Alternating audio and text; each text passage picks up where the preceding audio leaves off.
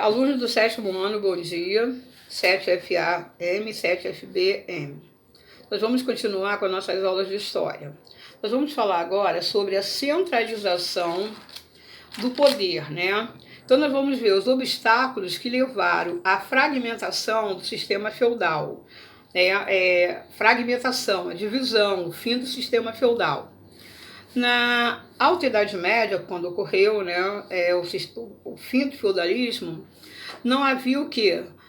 Centralização política, porque como a Europa estava dividida em feudos, cada feudo tinha seu próprio dirigente, né? Então a gente diz que na Alta Idade Média não havia ocorria a descentralização do poder, que era provocado devido às invasões bárbaras, né, que ocorria na Europa nesse período. Então o poder, né, o local, passa a ser do senhor feudal.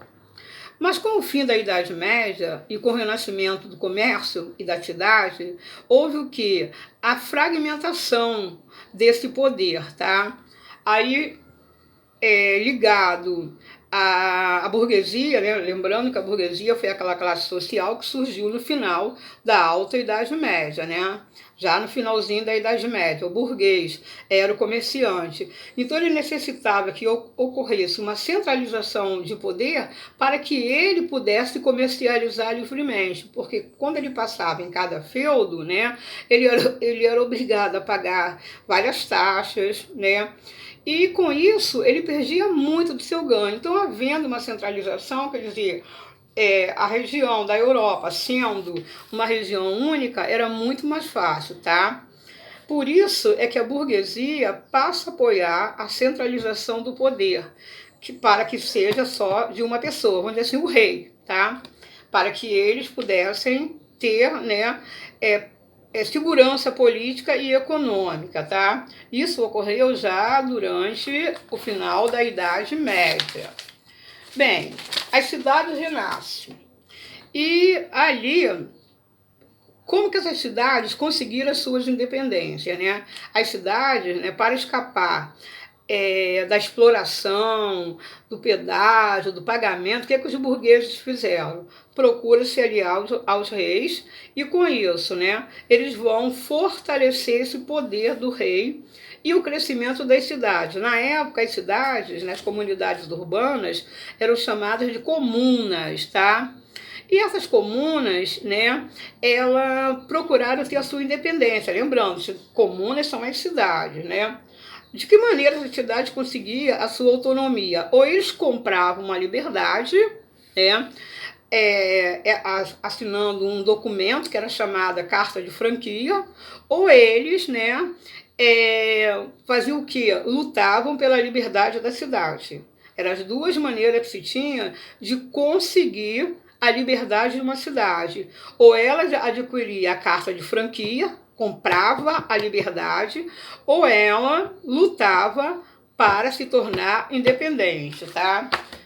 Outra aqui, né, o que ocorreu? A aliança entre o rei e a burguesia. O rei necessitava do apoio da classe burguesa, porque era a classe que tinha dinheiro. E a burguesia necessitava dessa centralização de poder, né? Então, o que eles fizeram? Eles se interligaram. O burguês, que tinha o dinheiro, emprestava esse dinheiro para o rei. Com isso, o rei comprava armas, formava um exército para derrotar o senhor feudal. E com isso tinha o fortalecimento do poder, tá? Na época das cruzadas, os reis começaram a recuperar parte do prestígio que eles tinham antes do feudalismo, tá? E eles se tornaram, né, o líder daquela região. Com o fracasso das cruzadas, o que ocorreu? Acabou aumentando a tensão entre o rei e os nobres, que passaram a disputar entre si o domínio sobre as terras. Ao mesmo tempo, com o renascimento comercial e urbano, quer dizer, a volta da vida na cidade e do comércio, a burguesia torna-se rica e detém o poder, tá?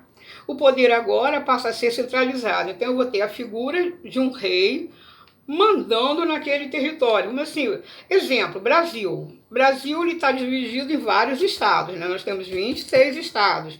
Mas a gente tem a centralização política. A gente tem um presidente para dirigir todo o território. E foi isso que ocorreu na Europa. Acabou o regime feudal, agora eu vou ter o rei, vou ter a formação de um estado, né, vamos chamar assim, um país, né?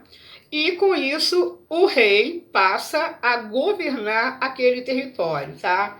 Então, na prática, a aliança entre a burguesia e o rei ocorre dessa maneira. O burguês passa a financiar, a emprestar o dinheiro ao rei, e assim o rei forma o seu exército, tá?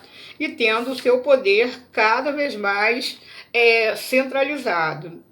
Sem a ajuda de uma classe burocrática, o rei não teria, os reis teriam grande dificuldade. Então, por isso que ele forma o seu corpo burocrático, as pessoas que vão auxiliá-lo na, como é que se diz? Na gestão, na organização do seu estado, ok?